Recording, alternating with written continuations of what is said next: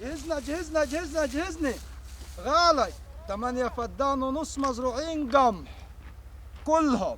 حاجة تبارك الله، حاجة بسم الله ما شاء الله، حاجة تعجبك. والأرض قديمة، الإثبات بتاعها شوف شجر الكافور قد فيها، وفيها شجر زيتونة دهيت، وأرض مهتمين بأمرها، وحاجة تبارك الله. 8 فدان ونص، بيرهم أعماق، أرض صندوق، بتدفع إيجار سنوي، واخد بالك؟ تمام. الأرض ديت في الفرافرة محافظة الوادي الجديد. 8 ونص مزروعين كلهم قمح. يلا شوف فيهم بعض الشجر زيتون وبعض الشجر نخيل، والكافور اللي فيهم اهو قديم، اهو كافور كبير يثبت لك ان الارض قديمه وحاجه تبارك الله. شوف كده دول 5 فدان، والطريق دي اللي ماشيين عليها دي طريق، دول 5 فدان مع بعضهم هم، والثلاثة ونص الناحية الثانية.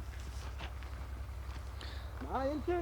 ودي طريق كده عشان تعرف تمشي في الارض كده، دي طريق. دي الطريقة الرئيسية بتاعت الأرض في نص الأرض. نخلة ما شاء الله، وحاجة تبارك نخلة الله. بسم الله ما شاء الله. فيها بعض نخل، فيها بعض زيتون، بعض كافور، بعض شجر ليمون.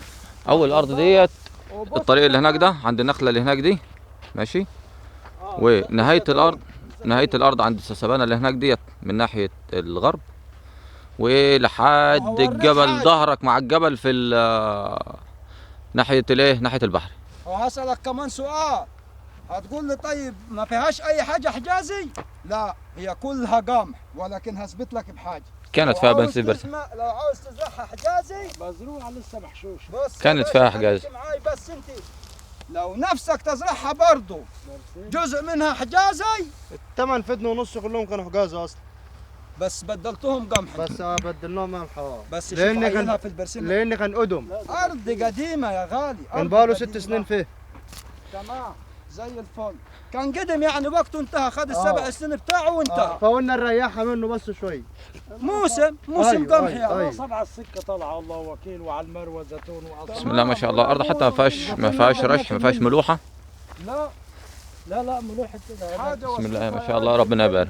والله حاجة تبارك الله. طيب الأرض دي فين يا عم عصام؟ الأرض دي تبع قرية اللواء صبيح، مركز الفرافرة، محافظة الوادي الجديد. ماشي. قلنا الأرض نظام صندوق. أيوه. تدفع إيجار سنوي على بير أعماق 750 متر عمق، عليه درابوكس، عليه مكنة ديزل.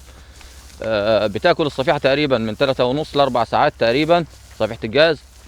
يعني الري بتاعك مش مكلف. غير كده ان في ميزة في البير ده على 110 فدان، وبتاخد المية لما تخلص ري الأرض بالكامل. يعني ما حدش بياخد منك المية غير لما بتروي. امشي دي الطريق آخرهم اهي. تخلص ري اللي بعدك بيروي، تاخد يوم، تاخد 2، تخلص ري اللي بعدك ياخد. الطريق ماسك الارض كلها من بره اهيت. ده طريق اهوت لف الارض كلها. ايوه. الارض مغذي، الطريق مغذي الارض كلها. وشوف وما تقوليش هي بتزرع جميع المحاصيل. بسم الله ما شاء الله. ده بصل. بسم الله ما شاء الله. بصل تاوى. بسم الله ما شاء الله. طبعا ده مش تبع الارض بس الجار. ايوه ده الجار يعني. بس احنا حابين نوريه لك عشان تشوف ايه وضع الارض. ايوه عشان تشوف انه برضه حته في البصل شغاله. تمام. لهم شايف؟ وزرع فول وفاصوليا وبتاع بسله وكله قدامها اهي. تمام اهو في فول اهو مزروع برضه. زرع السكه فول صحيح. اي والله هي طيب. انا فكرت الراجل بيهزر والله. بص انا شفته والله زرع السكه فول. الله، زرع السكه فول وتوم وكل اللي نفسك فيه يا باشا. بسم الله ما شاء الله، ربنا يبارك. ادي يا عم السكه المزروعه فول، عشان ما حدش يضحك يقول لك ما زرع السكه فول. زرع السكه فول وبتاع بسله اهي. بسم الله ما شاء الله، اللهم صل على النبي.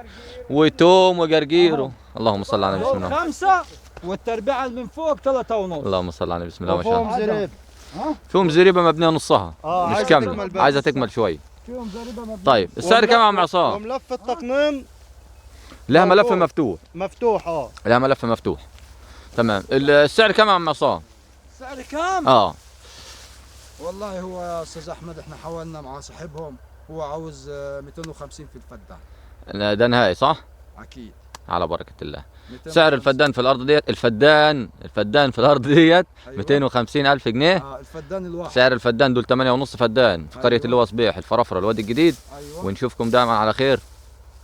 صل على النبي.